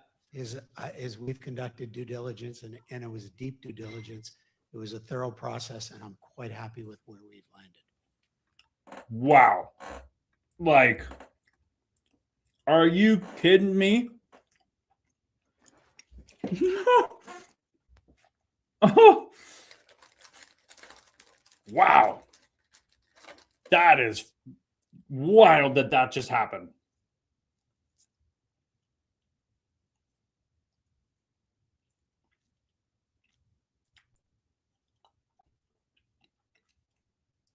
They knew it was coming. You could tell. They knew that question was coming. They know they're going against the grain. Jeff says, my belief is that Sundin is only there to soften the backlash from Chaika's hiring. Huh. That is, I mean, the balls you got to have to make that hire. It's either big cojones, big ovaries, big meat monkey spacesuit energy, or absolute insanity. The question really is, fellow waves, Linz, is he manifesting from ego? Thinking that if he hires the right people, he's the guy that fixed the Leafs and he's a better president, Brendan Shanahan. Keith Pelly fixed it. He went from the brutal situation he inherited to this or whatever. Or is he manifesting as the I am that we all are? And this is just what's playing through him. And when it plays through you, you don't know whether it's going to go right or wrong because you don't care. You accept it all. So is Keith Pelly going, I can't help it. Chaika's just, I feel it. Is the right guy with Sundin and let the chips fall where they may because I'm happy either way. People can run me out of this town, say I'm the worst person ever, president. I'm good. I got money. I saved. I'm a rich guy. Or is he going there, I got to fix this. I got to fix this. I mean, he's bringing AI notes to the fucking team meetings and making decisions off his own when he's supposed to hire the people. It's just like, where is he manifesting from, folks? Where is he manifesting from? What do we think? Jeff says, feel bad for Mats. He bled blue and they did him dirty by not letting him play last season there. And now this. Oh, yeah. He went to play for Vancouver, right? Oh. That must have been, I was young. I didn't realize as much. Knowing now how much he cared about the Leafs and stuff, that must have been awful.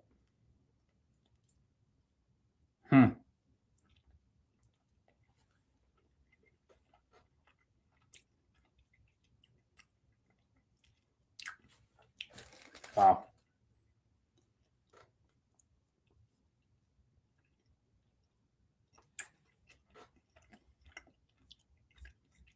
Wow. I've been trying to get my agent to call Steve Simmons. I want him to obviously, I want Steve Simmons to do what he just did in that interview to my book, the offerings flowing through this meat monkey spacesuit, this course. I want him to flame it. Go for it. Let's go. I got nothing to hide, brother. Nothing to hide. Okay. Instagram before we go. Shari, thanks, Kurt. Looking forward to tomorrow and hope we can share the love and light with the community. Amen, Shari. So beautiful. Colin Boglione, you're a freaking beaut, Kurt. Thanks for being you. Cheers, brother. Namaste, brother. I appreciate you. T. Curran. What's up, Taylor? The Trio Pod. What's going on, brother? Namaste. We are one. Daniel Winton. Also, I'm quite sad Tampa got knocked out last night. Was up till 3 a.m. here last night watching, and they had 9 shots. Madness. Dude, I know Daniel Winton is the big Tampa fan. He's gone and met the players. That's a tough one, man. That's a tough one. That's a tough one for you. Jay Bristow, namaste. We are one, brother. He says, "Let it happen" is a great phrase. Makes me think of the song by Tame Impala or that scene in Fight Club. Fight Club, just let go. Oh my God, that scene in Fight Club, just let go. What do you think he's saying there, people? Let go of the you that thinks it's manifesting everything. It's not you. Cut it out. JQ, cue the circus music, that press conference. Amen, brother. Maddie Anderson, namaste, welcome in. We are one. Damon Hunt, the National Leaguer, watching this crazy series, 9-6 game one between Avs and Minnesota. I hope no one gets hurt, but I also hope you somehow get in the game, brother. Namaste, hope you're doing well. Matt's face during that question, LOL. Oh, JFC, what's that mean? Oh, JFC, just fucking, I don't know what that means. I forget. Andrew Fritch, Fritter. Namaste, Fritter. Owen Sound attacker, part of the best line in the OHL 2010-2011 that won the OHL championship. Andrew Fritch, everybody. Andrew Fritch, Garrett Wilson, Joey Hishin. Best fucking line. Insane chemistry. The two guys already drafted. You got Garrett Wilson, do everything, utility player, heart and soul, big boy, goal scorer, finisher, physical presence, leader, captain. Joey Hishin, the magician himself, down the middle, best player in the league that year, in my opinion. First round pick of Colorado Avalanche with a body of a meat monkey spacesuit of a hobbit.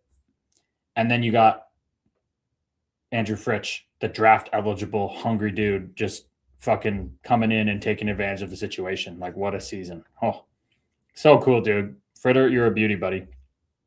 You remember him. Damon played last night. Damon played last night. Let's go. That's amazing. Sharzy, I'm going to need a list of who wants the magnified bird picks. Okay, Sharzy. Many players who want to play in Toronto for their ego. I don't think they want to play for the Leafs because it's a dumpster fire. I agree. Last night, the Avs scored as many goals as the Habs had shots on goal. That is fucked. Good night, Dana. Dana, you never chimed in about Chaika. We were talking about Chaika. I wanted to know what you'd heard about him. That was the good intel. Fuck. Put that in the chat, maybe. That's sick. He played last night, though. Have a great night, everyone. Jeff, namaste, brother. Thank you. Brendan, I used Andrew's hand-me-down gloves for a few years. Was close to that family at a time. Oh, nice. Andrew Fritch. Nice, dude. Nice. I'm going to send you these men to you. You were rolling, says Dana. I know, but we started talking about hockey. You could have we had the decent amount of time of hockey time. You could have said that. Linz, have a great night. Thank you for the love and light. Namaste, Linz. Thank you. Lisa Jude, thank you for sharing earlier. Namaste. Laugh my ass off. I personally don't want them.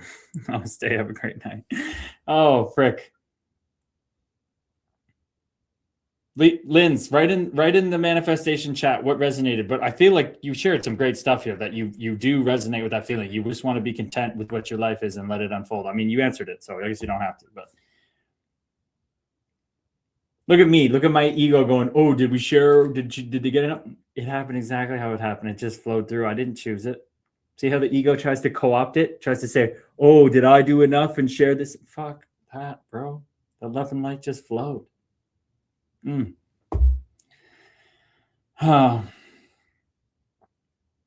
But Shari, I think, was saying she wanted to see the stream back. It will be posted on Kick. If you want to see the whole stream, Shari, it is on Kick. You know where the Kick is. You got to get in there and access it. It's always up there. All replays of the streams are there. So get up on over there to see that. And let's take it out with some tunes. We got a minute. Peace and love. Good night, all. I love you all. Brendan, keep up with the meditation, brother. 18 days. Silent meditation when you first wake up. Keep going, brother. Keep going. We're all working towards, if you can, if you feel called, 15 minutes when you first wake up in the morning, 15 minutes at night. Doesn't matter if you're not there now. I started and stopped a million times. That's what we work towards. That's Michael Singer's minimum prescription, or even the most you need. 15 in the morning, 15 at night. Change your fucking life. Oh, I'm going to put this song on again because I just loved it so much. It was that good. I love you all. Namaste. We are one.